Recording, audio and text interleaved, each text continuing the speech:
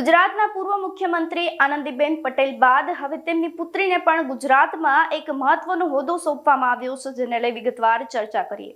નમસ્કાર, આપ જોઈ રહ્યા છો ન્યૂ ભારત ન્યૂઝ અને હું છું આપની સાથે વલ્લરી વ્યાસ. ખોડલધામમાંથી આજે એક મોટા સમાચાર સામે આવી રહ્યા છે. પૂર્વ મુખ્યમંત્રી આનંદીબેન પટેલની પુત્રી અનાર પટેલને ખોડલધામ સંગઠનની એક મહત્વપૂર્ણ જવાબદારી સોંપવામાં આવી છે. ખોડલધામ ટ્રસ્ટના ચેરમેન નરેશ પટેલે ખોડલધામ ખાતે આયોજિત કરેલ એક કન્વીનર મીટમાં જે છે તે 2026 દરમિયાન અધિકૃત રીતે જાહેરાત કરી છે કે અનાર પટેલ હવે ખોડલધામ સંગઠનના અધ્યક્ષ તરીકેની કામગીરી સંભાળી રહ્યા છે. આ જાહેરાત સાથે જ છે તે ખોડલધામ સંગઠનના ભવિષ્યના આયોજન અને કામગીરીને લઈ અને હવે એક નવી દિશા મળશે તેવી લોકોમાં હાલ ચર્ચા થઈ રહી છે. તો નરેશ પટેલ જણાવી રહ્યા છે કે અનાર પટેલના નેતૃત્વમાં સંગઠન વધુ સક્રિય બની શકે છે. આ સાથે જ સમાજના હિત માટે વિવિધ કાર્યોમાં તેઓ આગળ રહ્યા છે. તો હવે ખોડલધામને પણ લગતા સંગઠનાત્મક નિર્ણય જે છે અને આયોજન તેમજ સંકલન સંબંધિત તમામ કામ જે છે તે હવે અનાર પટેલ સંભાળી રહ્યા છે.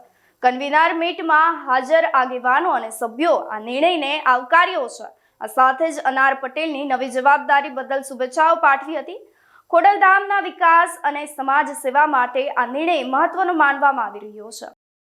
પ્રોટોકોલને તોડીને એક જાહેરાત જ કરવી પડે એમ છે, ત્યાર પછી બીજી જાહેરાતો થઈ શકે એમ છે. એટલા માટે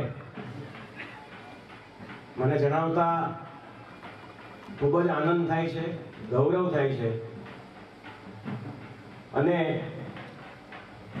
જે નામ આપણી સમક્ષ મૂકું છું તે આખા ગુજરાતના ગૌરવ અપાવશે એમાં મને કોઈ શેષ નથી રહેતો.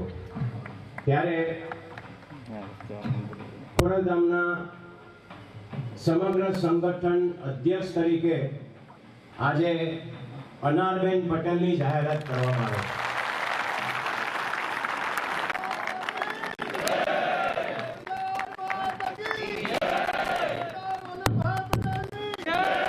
આપણે સૌ નરેશભાઈ પટેલે જે જાહેરાત કરી છે સંગઠન માટેના અધ્યક્ષ રૂપે આદરણીય અનારબેન પટેલને એક વખત તાળીઓના ગડગડાટથી એને સમર્થન આપીએ.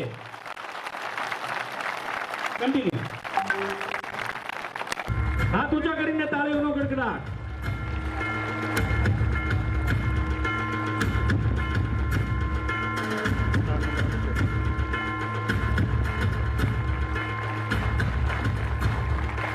અનારબેન આપ પણ ત્યાં જ ઉભા રહેશો અને હવે હું વિનંતી 27, 24, 25, 24, 23, 22, 21, 20, 19, 18, 17, 16, 17, 14, 15, 16, 17, 18, 5, 4, 3, 2, 1 અને હવે જોવું છે કે ગણતી કુળના હાથમાં કેટલી તાકાત છે.